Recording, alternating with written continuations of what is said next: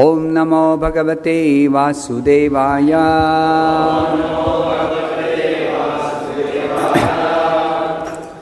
Reading from Srimad Bhagavatam, Canto 6, Chapter 5, Narada Muni cursed by Prajapati Daksha.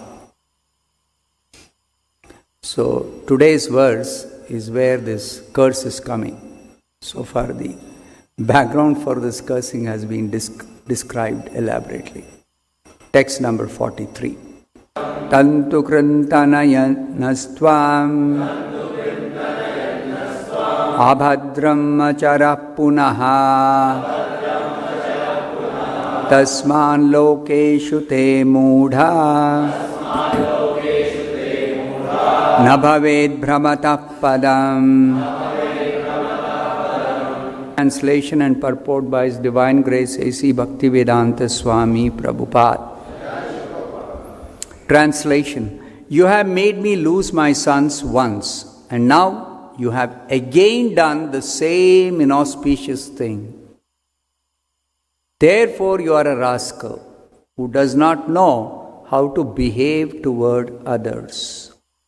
You may travel all over the universe, but I curse you to have no residence anywhere. Purport by Srila Prabhupada. Because Prajapati Daksha was a Grihamedhi who wanted to remain in household life, he thought that if Narada Muni could not remain in one place but had to travel all over the world, that would be a great punishment for him. Actually, however, such a punishment is a boon for a preacher. A preacher is known as Parivrajaka Acharya, an Acharya or teacher who always travels for the benefit of human society. Prajapati Daksha cursed Narada Muni by saying that although he had the facility to travel all over the universe, he would never be able to stay in one place. In the Parampara system from Narada Muni, I have also been cursed. Prabhupada is speaking about himself. So Prabhupada also has been cursed. Although I have many centers that would be suitable places of residence, I cannot stay anywhere, for I have been cursed by the parents of my young disciples. Since the Krishna consciousness movement was started, I have traveled all over the world 2 or 3 times a year. And although I am provided comfortable places to stay wherever I go, I cannot stay anywhere for more than 3 days or a week. I do not mind this curse by the parents of my disciples, but now it is necessary that I stay in one place to finish another task. This translation of Srimad Bhagavatam.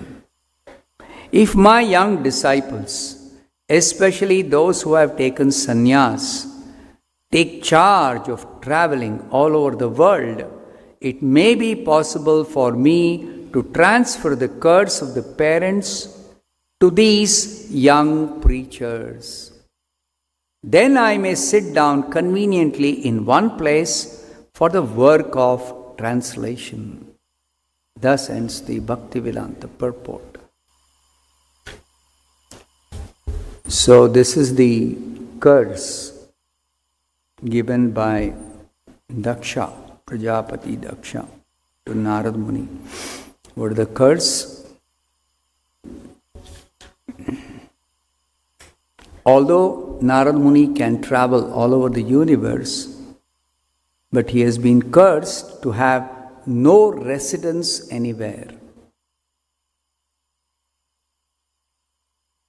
Now this is a very significant point here being described in the Srimad Bhagavatam.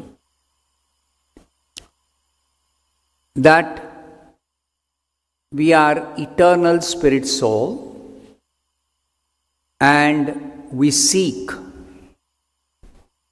eternal life. Seeking eternal life means seeking a permanent situation, seeking eternal residence. And the material world is just the opposite of our eternal nature. It is a temporary place which is constantly changing. The Bhagavad Gita, Krishna describes in the 8th chapter,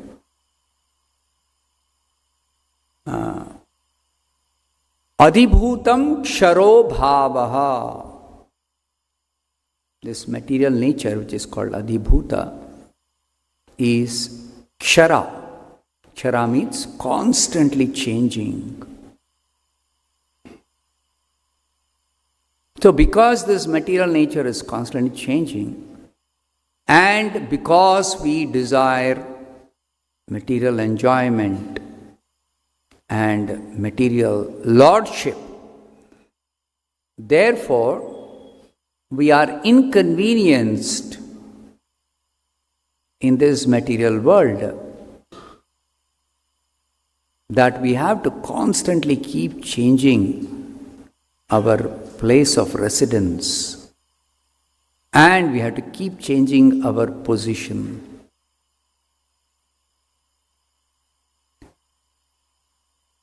So the scriptures instruct us that our eternal nature is not suited for living in the material world. We are meant to live with Krishna in his eternal abode, the spiritual world. Whereas we, having accepted material bodies, we have to keep changing our body, we have to keep changing our position, we have to keep changing our residence. Narada Muni doesn't have a material body. Even though he has taken birth as son of Brahma, he has a spiritual form. We don't say body generally.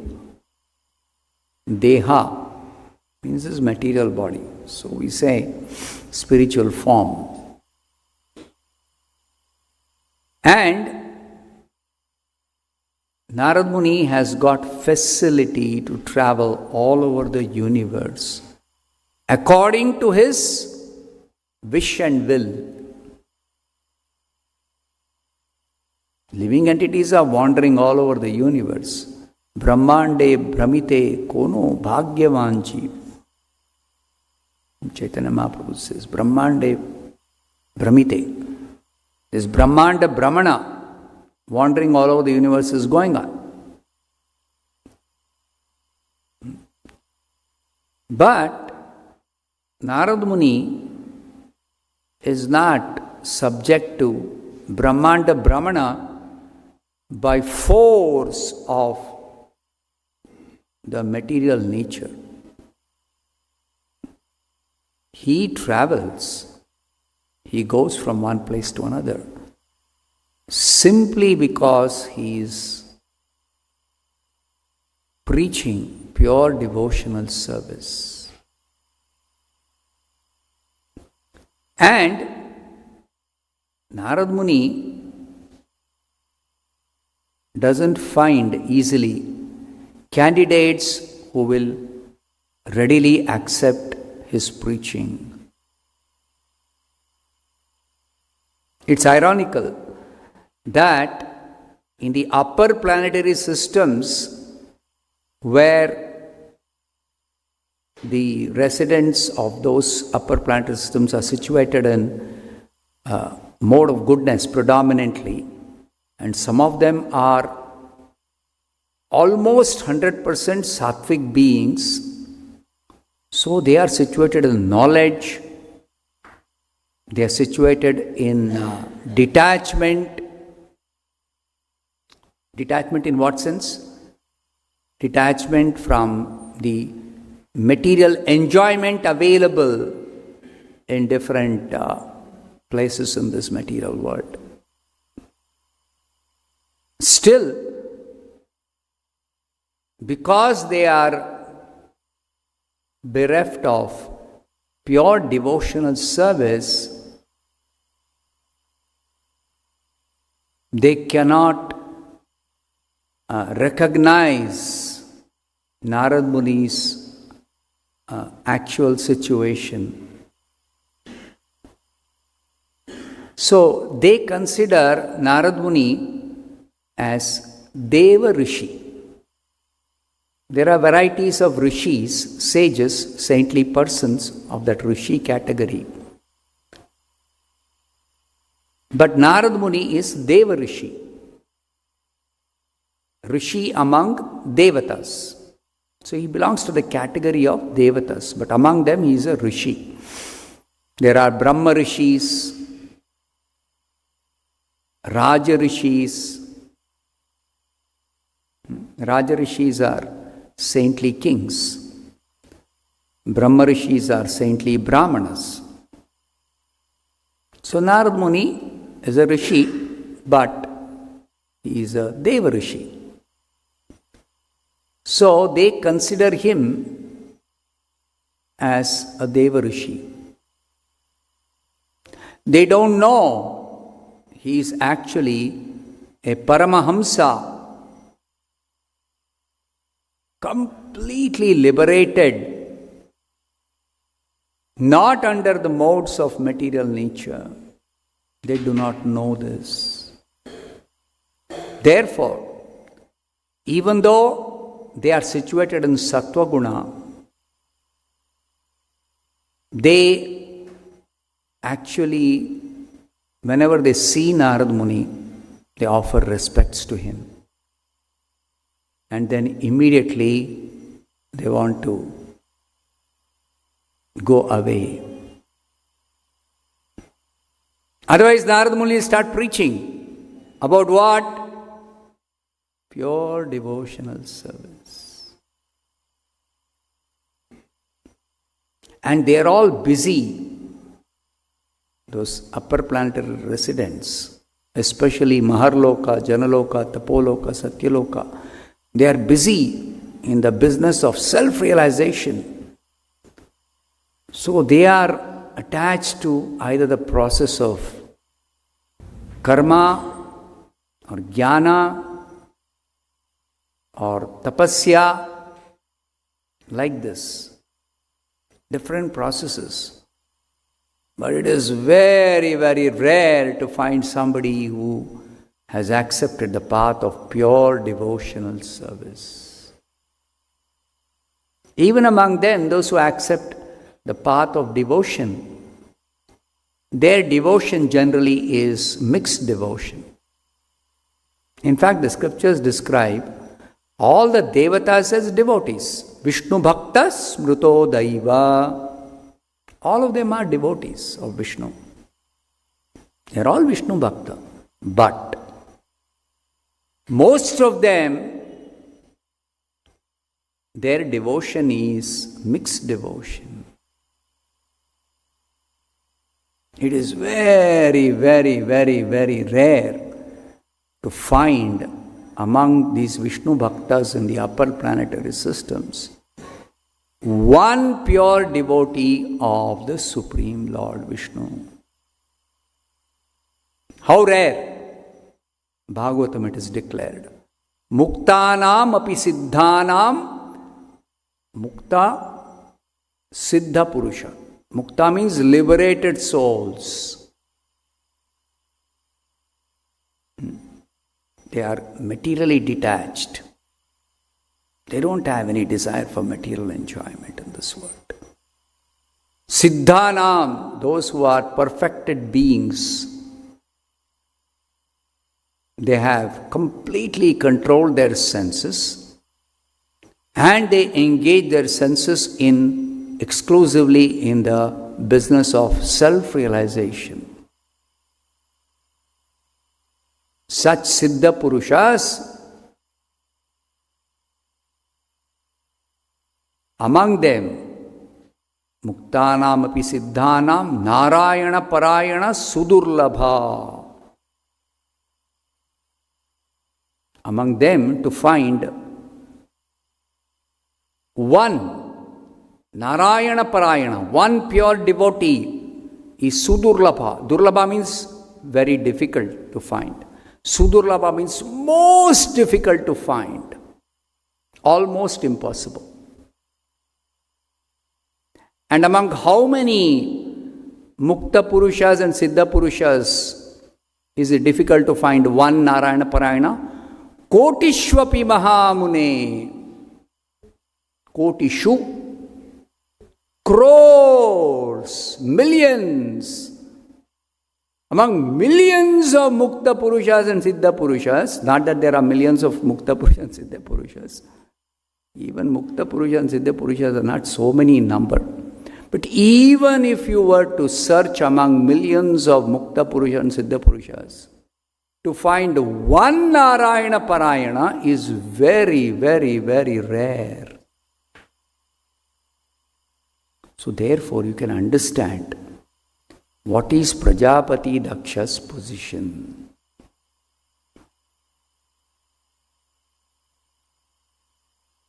Prajapati Daksha is a very, very pious soul. He is very devoted. For what? For doing his duty as a Prajapati. In the beginning of the 6th canto, we heard how he performed severe austerities for begetting good progeny. That's a great service rendered by Prajapati Daksha. In fact, he was fortunate to have darshan of Lord Vishnu. And he offered wonderful prayers. So isn't it very, very surprising that such a person is cursing Narada Muni? And cursing Narada Muni for what? Narada Muni does his business, that's all. He preached pure devotional service to the sons of Daksha.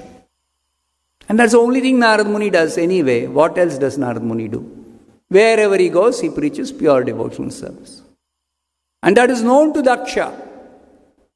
It's not that Daksha doesn't know. Narada Muni is a preacher of pure devotional service. He knows that.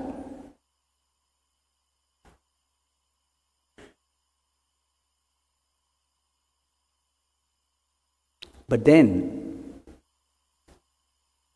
all these people, all these seekers of self-realization in the upper planets, they are so much attached to their process of seeking liberation or freedom from material bondage that they consider pure bhakti.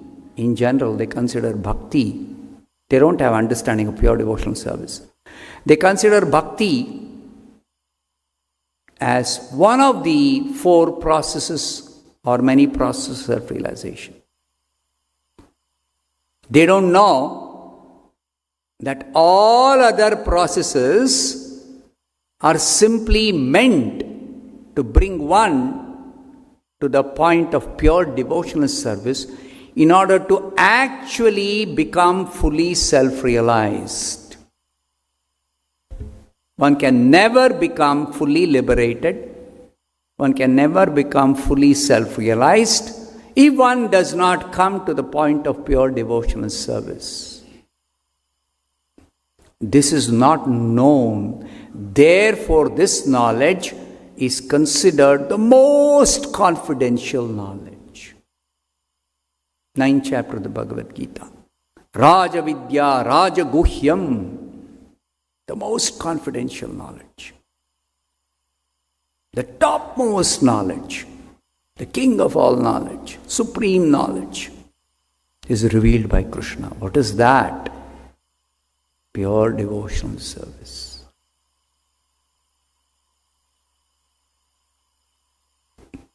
And this pure devotional service is not understood by all these sattvic people. They may do severe austerities. They may be very, very dutiful. They may be devoted to doing their duties. They may be very austere. They may be very learned. They may engage exclusively in studying the Vedas, Swadhyaya. But they cannot understand the ultimate goal of all the Vedas. In just 1/4 of a verse, Krishna reveals the ultimate goal of the Vedas. Vedaischa sarvair ahameva vedyam. Finished. So simple. But they cannot understand this. Even if they consider this verse, when Krishna says, Ahameva Vedyam, I am to be known, they consider Krishna as the absolute truth. They understand. Krishna is speaking, Ahameva Vedyam means the ultimate goal of all the Vedas is to realize the absolute truth or to know the absolute truth. But their understanding of the absolute truth is either Brahman or Paramatma features. They do not know the Bhagavan feature of the absolute truth as the complete, perfect knowledge of the absolute truth. They may even know Bhagavan feature is also one of the features of the absolute truth. But somehow they have got it mixed up in their understanding of the absolute, three features of the absolute truth. They think the highest feature is Brahman feature.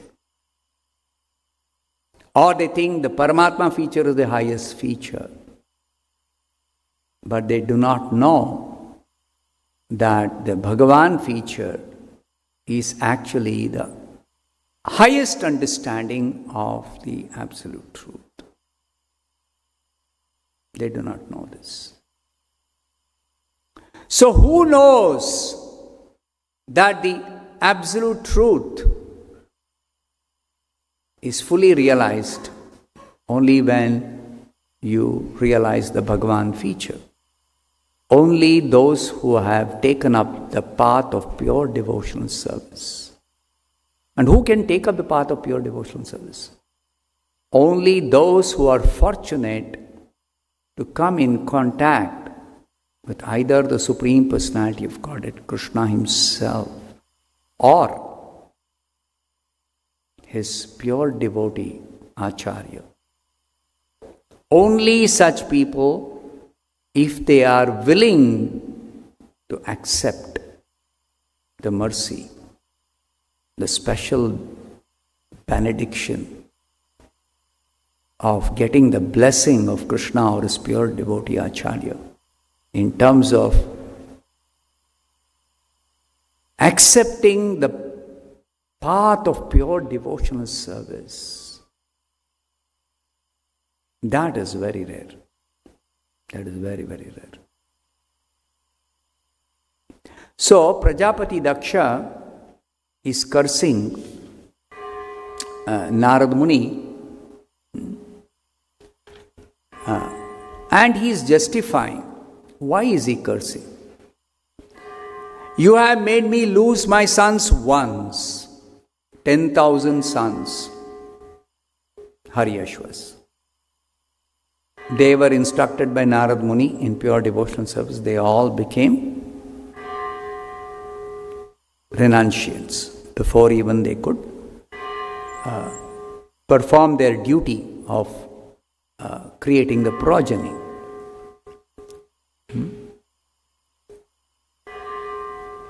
Daksha was tolerant when he heard about this, he was tolerant. But second time it happened, he became very, very angry at Narada. So he says, you have made me lose my sons once. And now you have again done the same inauspicious thing. Inauspicious thing. What is Daksha's understanding of the path of self-realization? That he has mentioned in the previous verse.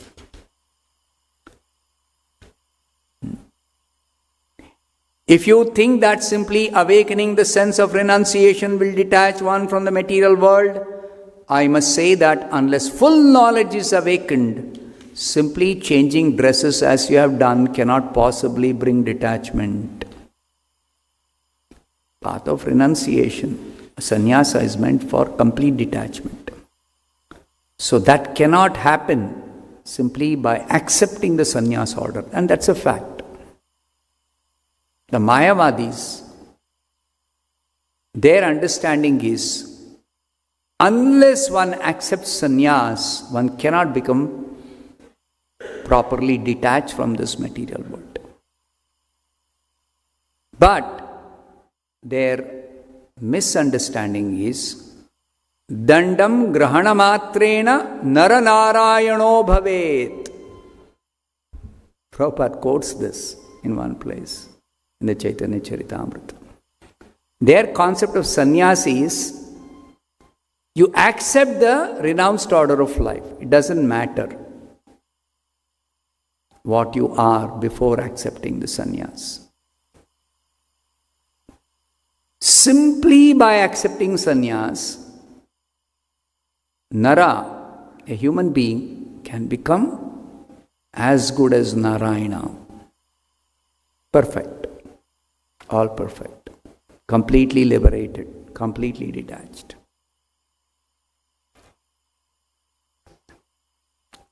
As Prajapati Daksha says, if one is not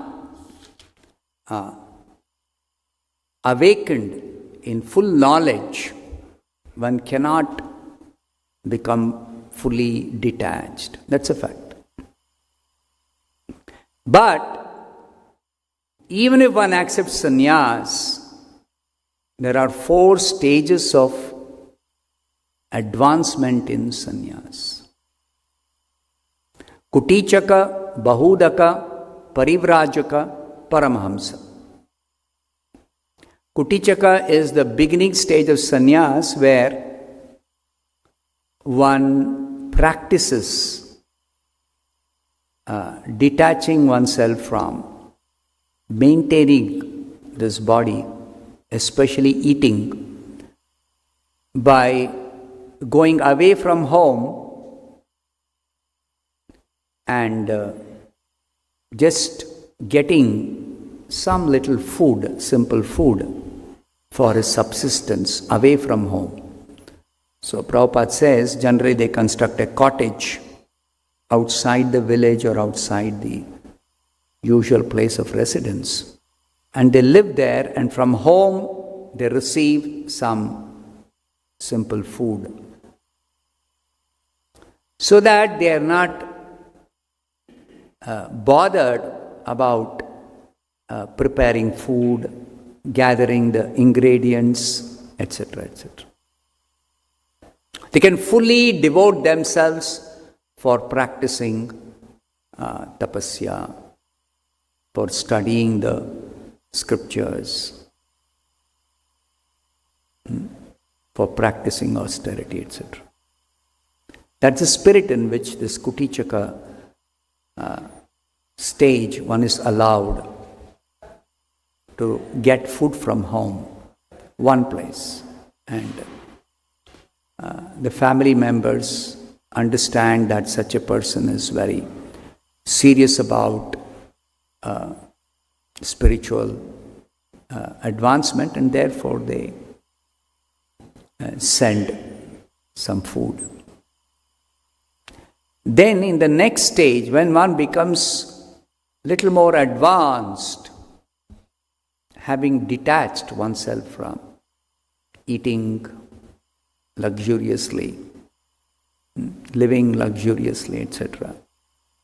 Living in the comfort of one's own home, surrounded by loving relatives and family members, and one has given up that, and one has developed some detachment.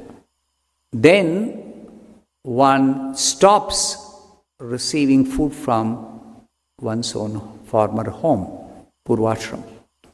Bahudaka means he will collect a little from many homes by going and begging, bhiksha. But this bhiksha is taking little from many different persons, many different homes. Bahudaka. And this is also called madhukari. Madhukari means the business of a bumblebee. A bee collects the nectar from flowers, a very little from each flower. But it gathers so much that it is able to make a whole honeycomb. If you have seen a honeycomb, the bees will gather this and make honey from that little bit of nectar. Because the flower is not at all destroyed. Flower's fragrance is not destroyed. The flower can still be used.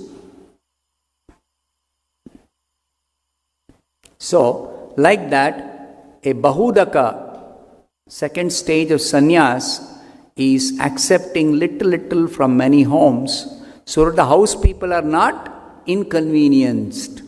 At the same time, his little requirement, it is distributed little from many homes, just for maintaining himself. Then when one becomes even further advanced, then one starts traveling and preaching. Parivrajaka does not stay in one place. According to the rules of sannyas, ashram, strict rules, one should not stay in a place more than 3 days. Then why is Prajapati Daksha cursing Narada Muni? You can't stay in one place for a long time. Because Narada Muni presents himself as a brahmachari. He doesn't present himself as a sannyasi. Of course, as a Paramahamsa, he is above all varnas and all ashramas. He is a pure devotee. The pure devotee is automatically a Paramahamsa. But because externally Narada Muni presents himself as belonging to the community of Devatas, so Deva Rishi. And as far as his ashrama is concerned, I am a brahmachari. He never marries, he never has a family.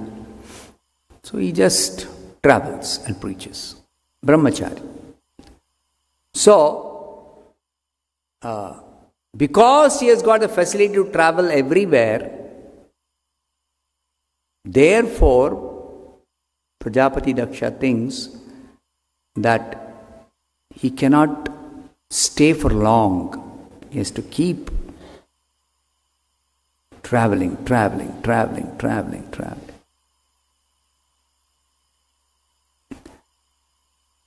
So, this Parivrajaka stage is actually the stage where one travels and preaches as a sannyasi. And one takes a vow not to stay in any place, because the Vedic culture is whenever a sannyasi comes to somebody's home, they give all respect and they beg the sannyasi, please stay in our home, sanctify our residence, enlighten us, accept bhiksha from us. So just because somebody is offering a nice reception, nice place to stay, and they are very eager to hear Krishna Katha, so sannyasi doesn't settle down there. Oh, very nice place, let me settle down here. No. He has to move on. He cannot stay. So the rule is, one cannot stay in one place more than 3 days. This is the rule of sannyas. And also, one has to beg as a sannyasi. Bahudaka, from the Bahudaka stage itself, one has to beg from many different places, not one place. Accept only a little from each person who offers a bhiksha. And if somebody does not offer any bhiksha, bless the person, not curse the person who does not offer bhiksha. This is the rule of sannyas. Begging in sannyas is different. No cursing. And beg from strict followers, at least in the parivrajaka stage, they beg only once a day, only from 7 homes, and whatever they receive from 7 homes, little, they will eat that. But if they don't receive sufficiently, they should be satisfied with whatever they have received. If they don't receive anything, they just drink water and are fully satisfied with that. As a devotee, Sudama, Krishna's friend in Gurukul, he practiced this. He would not even go begging. If anybody comes and gives something, some bhiksha, because he's a Brahmana. Brahmana never earns his livelihood. He lives on dana. Somebody comes and gives him some dana, he will accept. But if nobody comes and gives any dana, he will just drink water and sleep at the end of the day. That's it.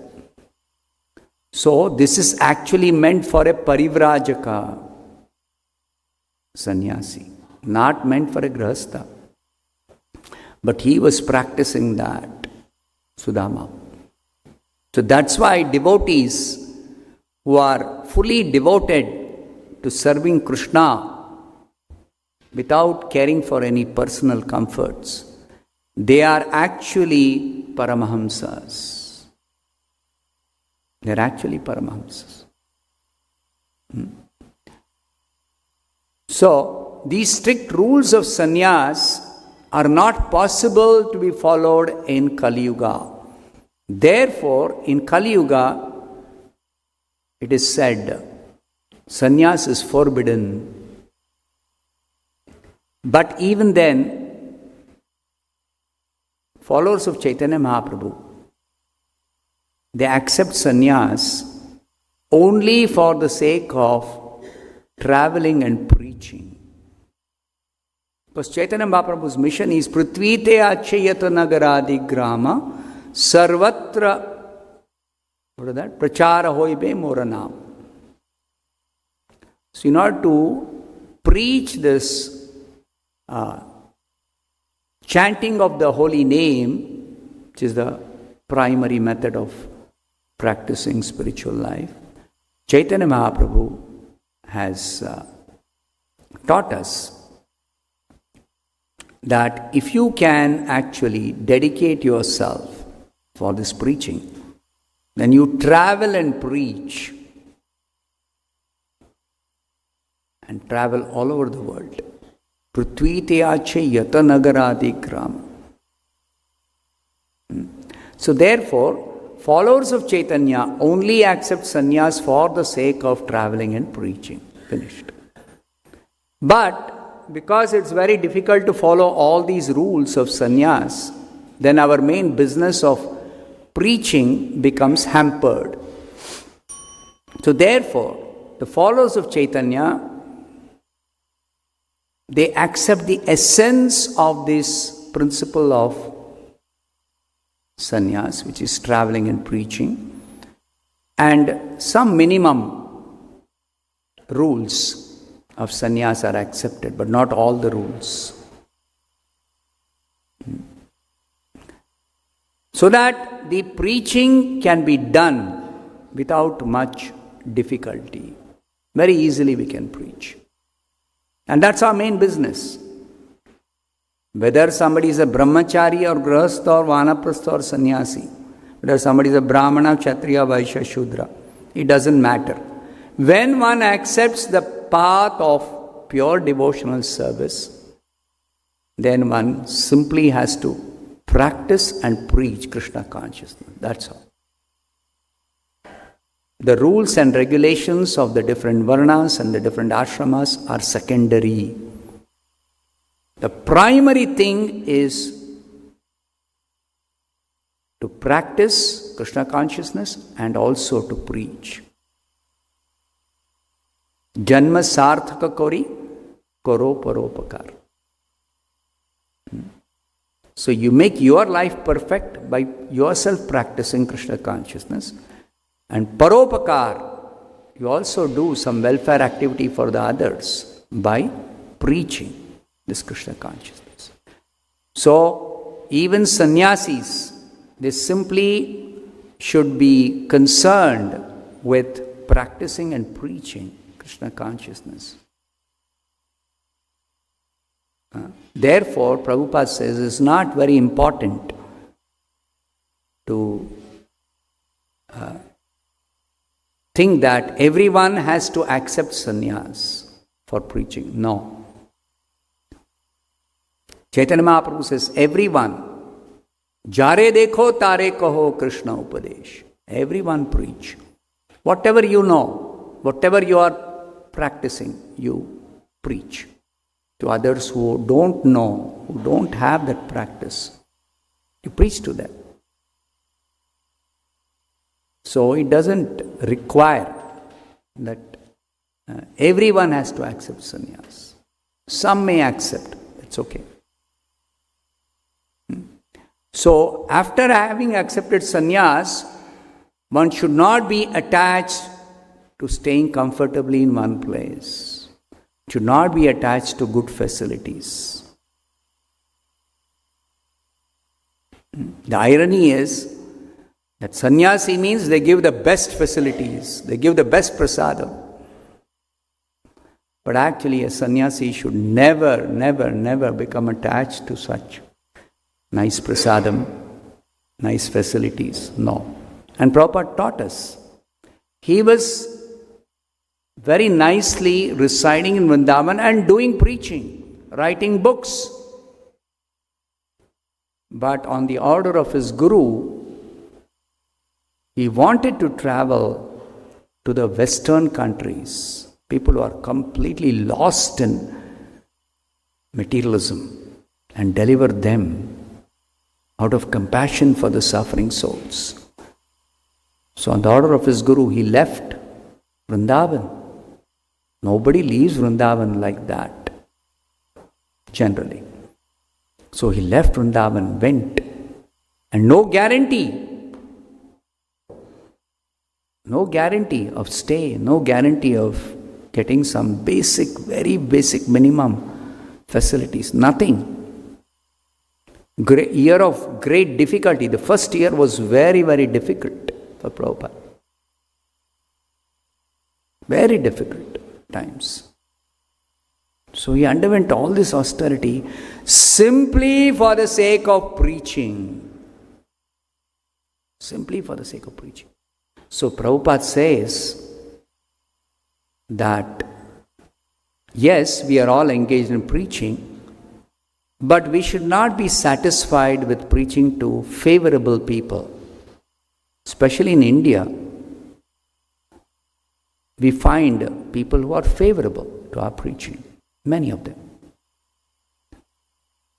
And even outside India, if we go, there are so many Indians. In every country you can find so many Indians successful in their business or job or their profession, etc. So very easily we can preach to them. Most of them we can preach very nicely, very easily. And they are also very respectful to devotees. But we should not limit ourselves to preaching to only these favorable people. Chaitanya Mahaprabhu's mission means specially preaching to the non-devotees, to the materialistic persons. And Nityananda Prabhu teaches us, he delivered a pair of extremely sinful persons, Jagai Madai, just to teach us, don't restrict your preaching only to favorable people. So Prabhupada says, the austerity we have to take in Krishna conscious movement, not that we go to some Himalayas and live on some fruits and no. We have to travel to all kinds of places and preach especially to the non-devotees. This is the austerity. Because it's very difficult to preach to non-devotees, materialistic person. They're not interested in hearing you. They may insult you. They may just shut the door if you go and knock on the door. Get out. Don't bother me. Mind your own business. But we should not give up. We should not give up. Of course, beginners, you preach only to favorable people in the beginning so that you become strong. But as you make advancement, you should attempt to also preach to unfavorable people, to non-devotees, to materialistic persons. And that will be very, very pleasing to the spiritual master, to Chaitanya Mahaprabhu, and to Lord Krishna. I'll stop here. Grantaraj Srimad Bhagavatam ki jai. Srila Prabhupada ki jai.